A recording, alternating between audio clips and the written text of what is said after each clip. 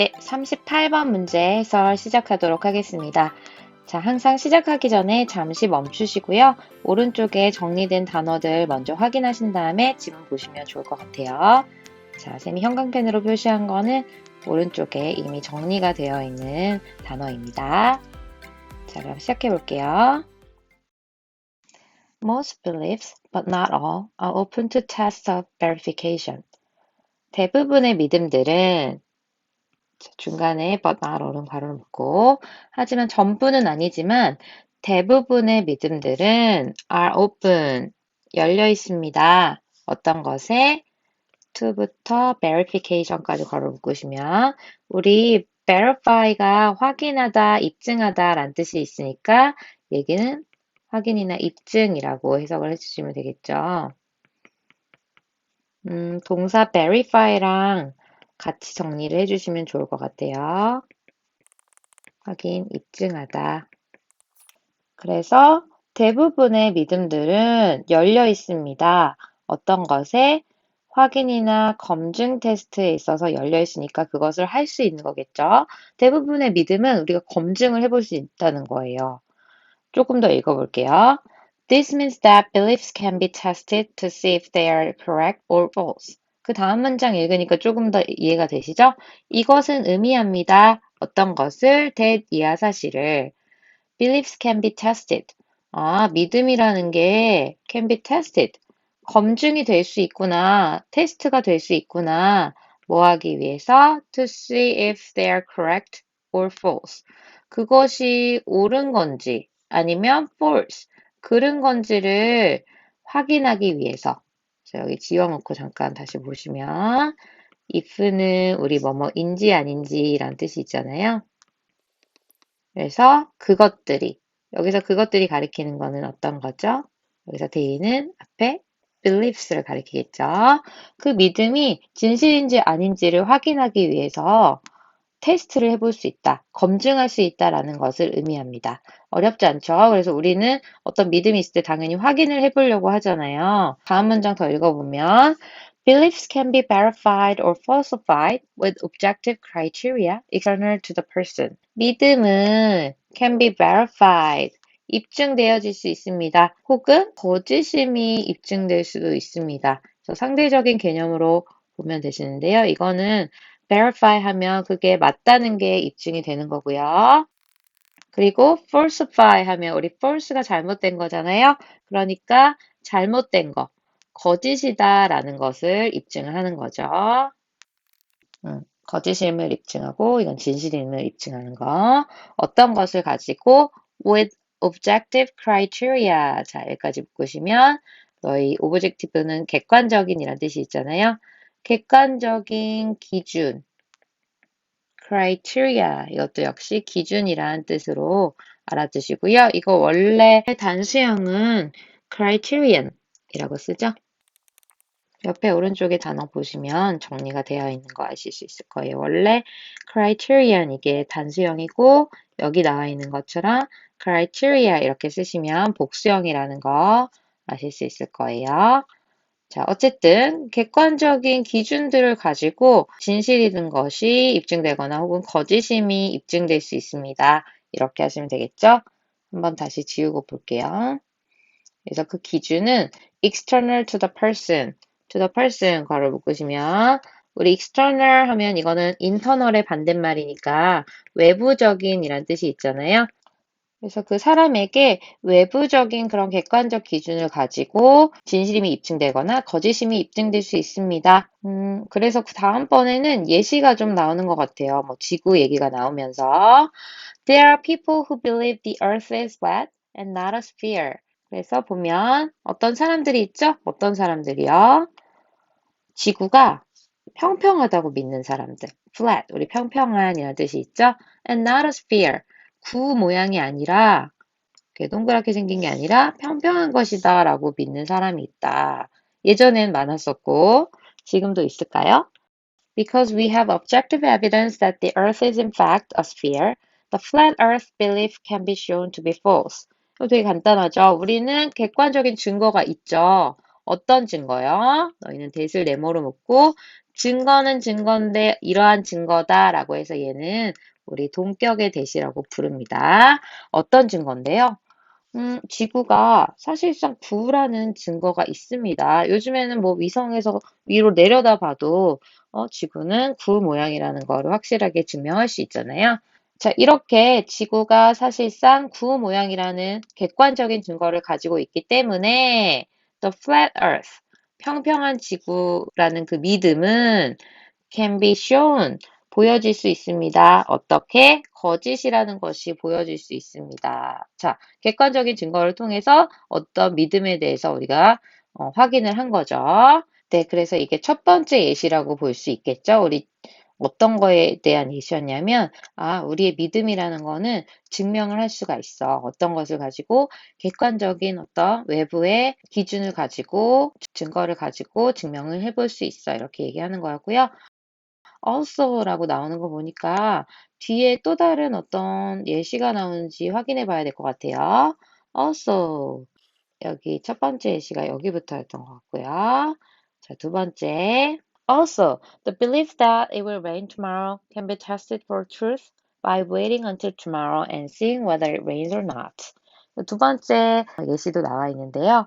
믿음은 믿음인데 어떤 믿음? That it will rain tomorrow. 계속 같은 구조로 되어 있죠? 역시 대신 네모로 묶으시고 동격의 대십니다. 어떤 믿음? 내일 비가 올 거야 라는 그 믿음은 can be tested. 확인될 수 있습니다. 진실이라고. 어떻게 함으로써? By waiting until tomorrow. 간단하죠? 진짜 비가 오나 안 오나? 기상청이 한 말이 진짜였나 아니었나? Waiting until tomorrow. 내일까지 기다려보면 확인할 수 있죠. 그리고 2번, seeing whether it rains or not. 실제로 보는 거죠. 뭐 한지 아닌지. 비가 오는지 아닌지, 우리 웨더는 역시 인지 아닌지로 해석을 하시면 되겠습니다. 비가 오는지 아는지, 그러니까 첫 번째 단계 내일까지 기다린다. 두 번째 단계 실제로 비가 오는지 안 오는지 본다. 이렇게 하면 되시죠? 이렇게 확인될 수가 있죠. 너무 간단하죠. 그래서 실제로 눈으로 볼 때까지 그 시기가 될 때까지 기다려 볼 수가 있는 거죠. 그 다음에 중요한 표현 나왔네요. however 동그라미 하시고 별표 하시고 사실 이 문제는 원래 주어진 문장 넣기 문제였잖아요. 이 however 부분의 문장이 주어졌었죠.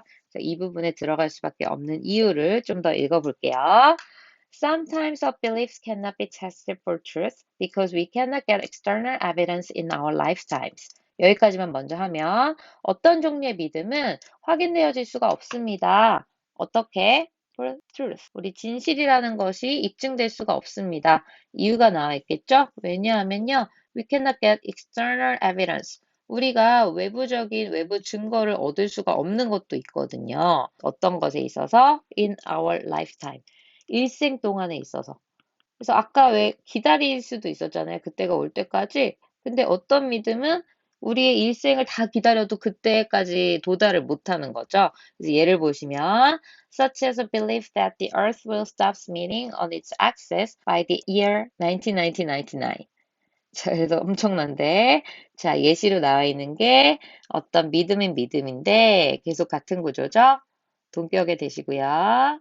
지구가 결국에는 stop spinning, 회전하는 것을 어떤 것에 의해서 on its axis, 우리 axis 하면 축이란 뜻이 있잖아요. 그것의 그 자전 축에 의해서 이렇게 돌아가는 것을 멈출 것이다. 언제쯤?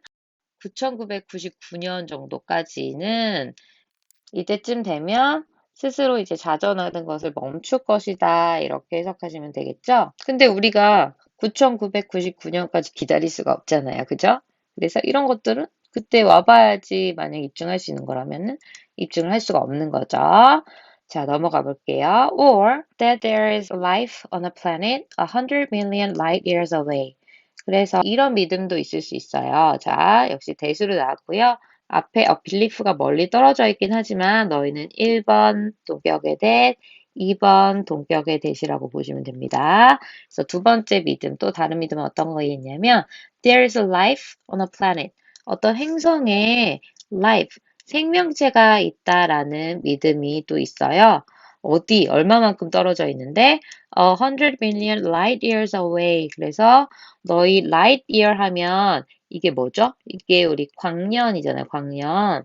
그러니까 우리 빛을 쫙 쏘았을 때 1년에 빛이 도달할 수 있는 그 거리를 얘기하니까 이 빛의 속도가 엄청 빠른데 그걸 1년만큼 갈 수 있는 그 정도를 광년이라고 하고 여기 100 million이 달려 있으니까 얘는 너희 계산을 해보시면 100에다 밀리언이니까 100만을 붙이면 되잖아요. 100하고 0 4개 더 붙이면 1, 10, 100, 1000만, 10만, 100만, 1000만, 1억. 1억이잖아요. 1억 광년. 1억 광년만큼 떨어진 곳에 떨어진 행성에 생명체가 있다라는 그 믿음.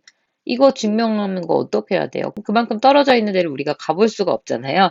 그래서 이런 것들은 증명을 할 수가 없다. 왜? 우리의 일생 동안 안에서 외부 증거를 얻을 수가 없기 때문에. 자, 그래서 너희 느낌 오셨겠지만 지금 위쪽에는 두 가지 우리가 이거 입증할 수 있는 그런 믿음들이 있어, 신념들이 있어 하고 두 가지 예시를 들었고 아래쪽에는 근데 입증할 수 없는 그런 믿음도 있다라고 얘기하면서 예시를 들고 있습니다.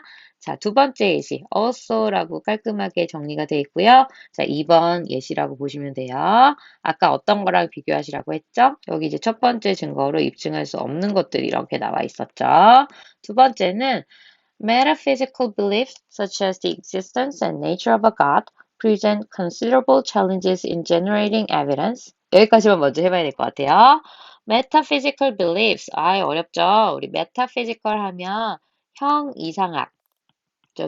형이상학적 믿음이라고 하시면 되겠죠. 이게 형이삭학이라는 말이 좀 어렵잖아요. 이게 원래 뭐 사물의 본질이나 존재의 근본 원리를 공부하는 학문이다 뭐 이렇게 돼 있는데 그거 잘 모르더라도 such as 다음에 내용을 해석을 해보시면 힌트가 되죠. such as the existence and nature of a God. 그래서 존재나 본질에 대해서 이제 생각을 해보는 거죠. of a God.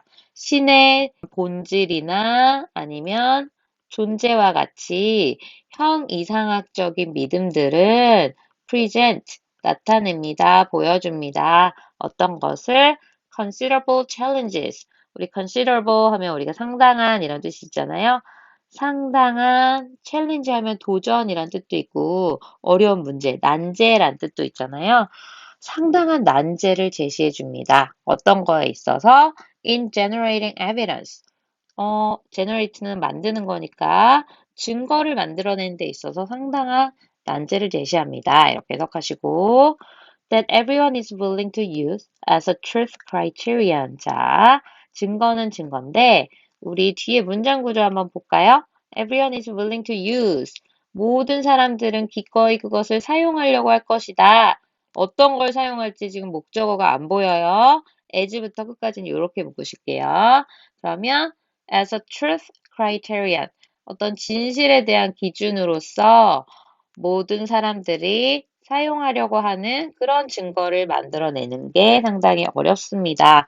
뒤에 문장 구조는 use 다음에 목적어가 없는 불완전한 문장이 되겠네요. 그래서 얘는 관계대명사로 앞에 있는 evidence를 꾸며준다고 생각하시면 되죠. 그래서 이런 것들, 형 이상학적인 그런 문제는 신이 있어? 신이 존재해? 그러면 한번 증거를 대봐봐. 이런 식으로 입증을 하는 모든 사람이 믿을 수 있는 그리고 사용할 수 있는 그런 증거를 우리가 만들어내는 데 있어서 상당한 어려움이 있다라는 거죠. 네, 그래서 이렇게 해서 우리 38번 정리해봤는데요. 전체적으로 이제 볼 수 있는 것도 필요해요. 자, 우리 전체적으로 얘는 어떤 믿음은 믿음인데 어떤 믿음이 있었죠? 증거를 가지고 실제로 입증을 해볼 수 있는 증거가 있다. 그래서 우리 그게 어디 나왔냐면 지구가 둥글다라는 것에 대해서 그리고 여기 두 번째로는 내일 비가 올 것에 대해서 이렇게 입증할 수 있는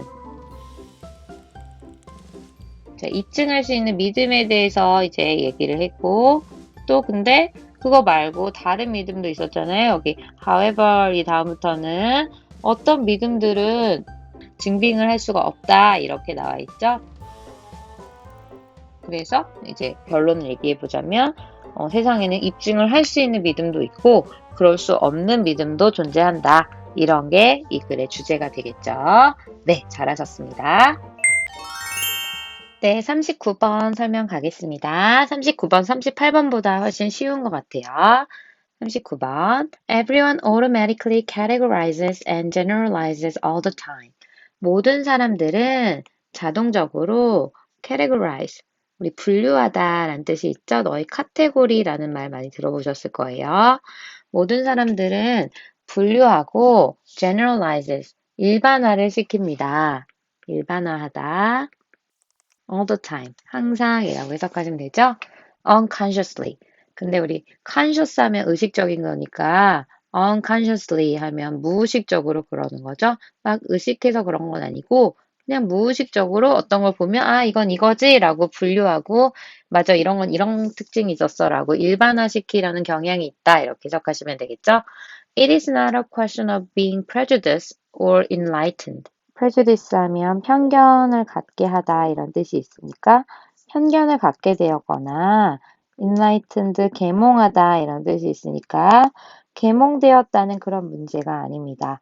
다시 말하면 우리가 막 분류를 한다고 해서 너 되게 편견이 있는 사람이구나 이런 측면에서 생각할 필요가 없다라는 뜻이고요. 그렇다고 또 와, 너 계몽되었구나. 너 되게 똑똑하구나. 이렇게 생각할 필요도 없다라는 거죠. 그럼 우리 범주와 분류하는 거에 대해서 어떤 내용을 얘기하는지 조금 더 읽어볼게요. Categories are absolutely necessary for us to function.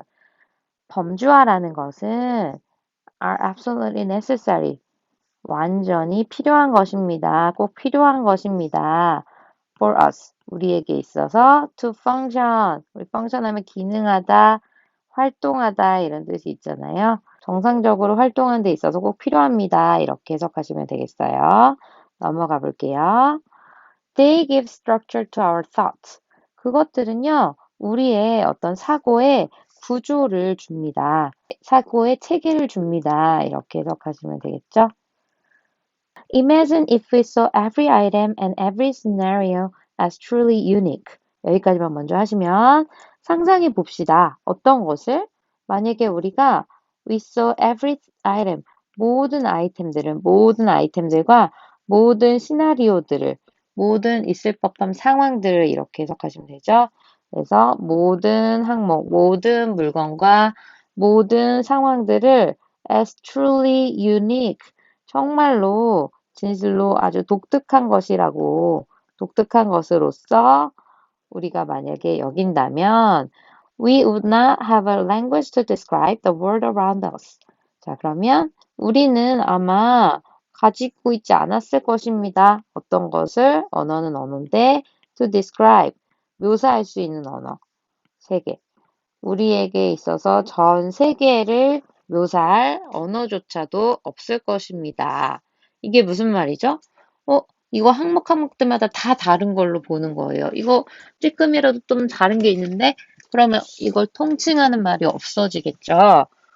그리고 이 상황들도 다 다르게 봐요. 그러면 그것도 역시 공통적으로 묶어서 얘기할 수 없는 거니까 우리 원래 언어라는 것이 약속을 하는 거잖아요. 이렇게 생긴 것은 뭐 예를 들면은 문구류라고 부르자. 이런 것은 음식이라고 부르자. 이런 식으로 범주화를 해서 약속한 게 언어인데 언어조차도 없을 것입니다. 이렇게 얘기를 하는 거죠. 범주화를 하는 거는 장점이 있어. 이런 식의 얘기가 좀 있었던 것 같아요. 그래서 여기 조금 다시 넓게 해서 보시면 category부터 어디까지 around us까지 묶으시면 이 부분은 범주화가 꼭 필요하다라고 얘기를 하면서 범주화의 장점에 대해서 얘기를 한 것 같아요. 그렇죠. 그래서 범주화가 꼭 필요한 이유는 우리가 언어를 가질 수 있게 하고 우리의 어떤 사고에 체계를 준다라는 내용이 있었죠. 자, 넘어가 볼게요. But the necessary and useful instinct to generalize can distort our worldview. 그래서 바로 but이라는 표현이 나오면서 반대 얘기가 나올 것 같은데 반대측 얘기가. 하지만 이렇게 꼭 필요하고 유용한 이런 본능은 뭐 하려는 본능? To generalize, 일반화시키려는 본능은 can distort, 우리 distort라는 표현 왜곡시키다, 왜곡하다 라는 뜻이 있어요. 어떤 것을 왜곡할 수도 있어요? 우리의 세계관을 왜곡할 수도 있다고 합니다. 그렇다면 이 부분부터는 범주와의 단점에 대해서 얘기가 나올 것 같은데 맞는지 한번 좀 더 읽어볼게요. 보니까 it can make us mistakenly group together things or people or countries that are actually very different. 그래서 우리가 범주화를 시키다 보면 단점이 it can make us 우리로 하여금 실수로 group together 한꺼번에 묶을 수 있게 된다는 거죠. 어떤 것을 물건이나 사람이나 국가를 근데 얘네들이 다 they are actually very different. 실제로는 굉장히 서로 다른 애들인 거죠. 근데 그럴 때 모르고 범주화를 하다 보면 걔네를 다 같은 그룹에 묶어버릴 수 있다라는 거죠. 그래서 얘는 동사로 그룹으로 묶다, 그룹화하다라고 해석을 하시면 되겠습니다. It can make us assume everything or everyone in one category is similar. 또 다른 내용으로는 그렇게 범주화하는 것은 자, it이 가리키는 거 한번 짚고 넘어가야겠네요. 자, it. 그래서 얘는 앞에 있는 the necessary and useful instinct to generalize니까 이게 바로 우리가 범주화 시키는 걸 얘기를 하겠죠. 이렇게 범주화를 시키는 것은 그러한 본능은 또 assume everything or everyone in one category is similar. 우리로 하여금 assume하게 할 수 있대요. 예, 가정하다, 추정하다 이런 뜻이 있죠. 우리로 하여금 어떤 것을 모든 것이 혹은 모든 사람이 in one category 특히 한 범주 안에 있는 모든 것과 모든 사람들이 is similar 유사하다라고 추정할 수 있게 만들 수 있습니다. 그러니까 얘는 여기에 속하지? 그럼 이렇겠네. 뭐 이런 거죠. 예를 들면 너 O형이지? 너 성격 좋겠다 라든지 아니면 너 AB형이지? 너 성격 되게 특이하겠다. 이런 식으로 그 한 범주화 안에 있는 그 모든 것과 모든 사람들이 유사하다고 추정하게끔 만들 수 있습니다. 그리고 and maybe most unfortunate of all 부정적인 단어가 계속 나오고 있죠. 가장 불행한 것은 모든 것 중에 가장 안 좋은 것은 it can make us jump to conclusion about a whole category based on a few or even just one unusual example. 가장 위험한 내용이 나온 것 같은데 그건 우리로 하여금 계속해서 it은 우리가 그렇게 범주화하려는 본능이겠죠. 우리로 하여금 jump to conclusion 아이고 결론으로 바로 점프해버리니까 결론에 바로 도달하게끔 만들 수도 있습니다. 어떤 거에 대해서 전체 그 범주화에 대해서 전체 범주에 대해서 결론을 내려버리는 거죠. 어떤 것에 기반하여? based on 하면 어디에 기반하여니까 a few 몇몇의 even just one 혹은 심지어 하나일 때도 있죠. 심지어 하나 또는 usual은 우리 usually 보통의 평범한 이런 뜻이 있으니까 unusual 하면 우리가 예외적인 특이한 뭐 이렇게 해석하시면 되겠죠.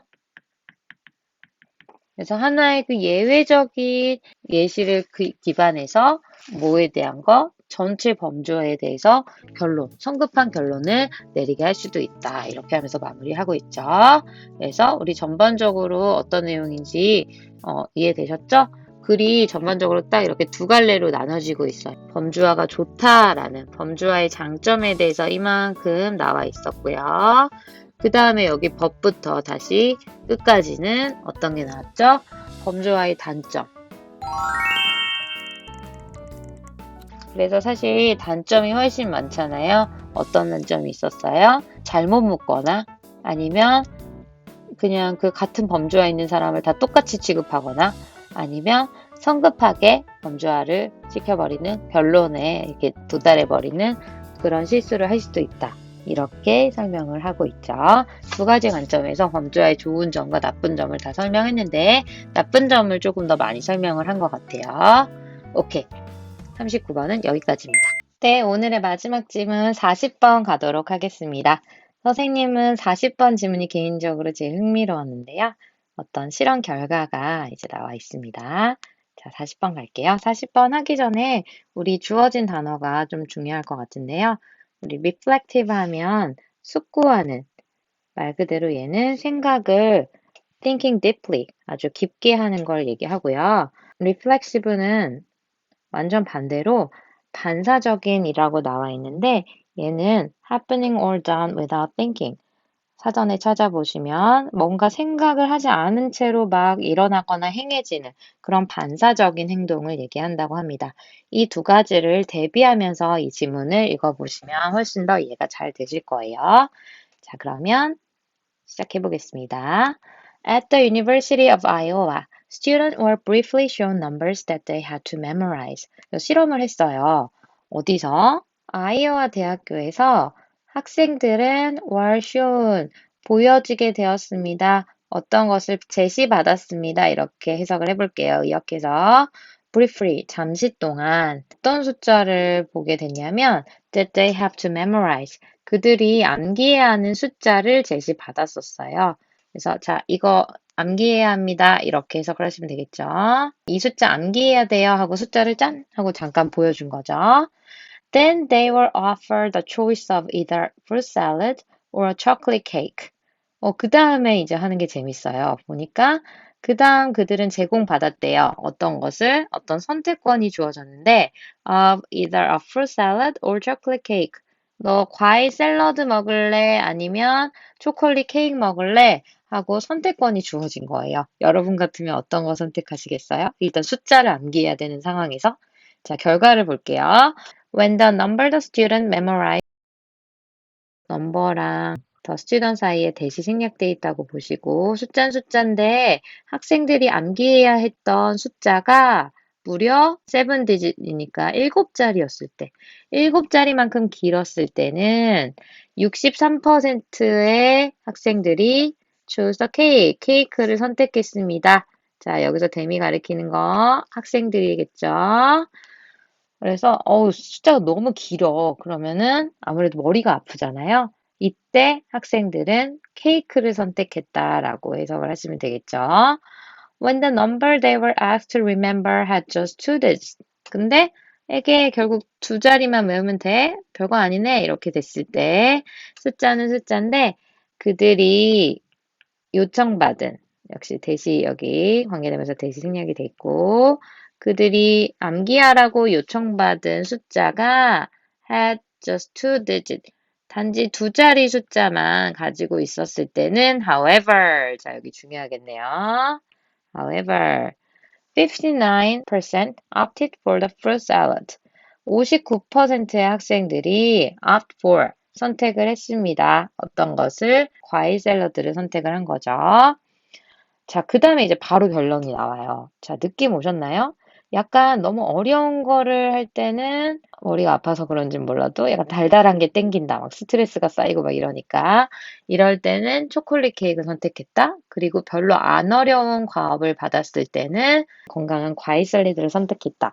이렇게 해석을 하시면 될 것 같은데 결론 볼게요.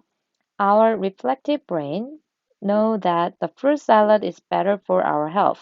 But our reflexive brain desire the soft, fattening chocolate cake.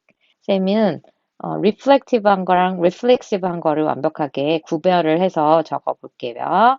그래서 our reflective, 이게 숙고하는 거였으니까 약간 이성적인 거, 생각을 많이 하는 거라고 생각하시면 돼요.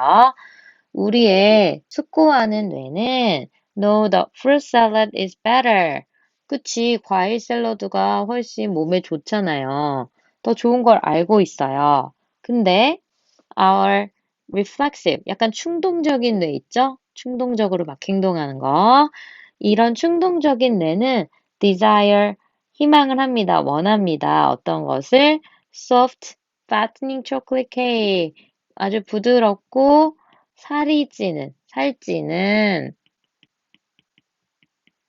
살찌는 초콜릿 케이크를 원합니다. 너무 당연한 거 아니에요? 본능적인 거잖아요. If the reflective brain is busy figuring something else out. 근데 이 사고하는 뇌가 막 바빠. 뭐 하느라 바쁘죠? 거기 보니까 is busy, be busy, ing라고 하면 뭐뭐 하느라 바쁘다잖아요. 어떤 걸 하느라 바빠? Something else out. 그래서 something else는 그 밖에 다른 건데 figure out이 우리 계산하다, 생각해내다, 이해하다 뭐 이런 뜻이 있잖아요. 그래서 막 생각해내느라 바빠요. 어떤 것을? something else. 뭔가 다른 것을 생각하느라 바쁠 때는 이렇게 해석하시면 되고 중간에 예시가 나와 있죠? Like trying to remember a 7-digit number. 이렇게 7자리 숫자를 기억하려고 노력하는 것과 같이 막 달달달 외우고 있죠. 이런 것과 같이 뭔가 다른 것을 알아차리느라, 계산하느라 바빴을 때는 then impulse can easily win. 그래서 그때는 우리 impulse 하면 이게 충동이잖아요. 충동이니까 아까 reflexive랑 연결이 되겠죠? 그래서 그때는 충동이 이기게 되는 거예요. 그래서 상황에 따라 이제 달라지는 거죠. On the other hand, 하지만 반면에 if we are not thinking too hard about something else, 반면에 우리가 생각을 그렇게까지 열심히 하지 않는 거예요. 뭐에 대해서? 다른 것에 대해서. 괄호 열고 with only a minor distraction like memorizing 2 digits. 그래서 그냥 단지 minor, 사소한 distraction 하면 방해잖아요. 사소한 방해만 있을 때 뭐와 같은 그냥 2자리 숫자만 암기하면 되는 그런 사소한 방해가 있을 때는 then the reflective system can deny the emotional impulse of the reflective side 라고 되어 있죠. 그러면 reflective system은 우리 숙고하는 뇌는 can deny 부정을 하게 됩니다. 어떤 것을 the emotional impulse 감정적인 충동을 어떤 것에 대해서 reflexive side, 충동적인 면에서부터 오는 그런 감정적인 충동을 부인하게 됩니다. 이렇게 해석하시면 되겠죠. 자, 그래서 이걸 정리하면 어떻게 됐었죠? According to the above experiment, according to 뭐뭐에 따르면이었죠. 어떤 것에 따르면?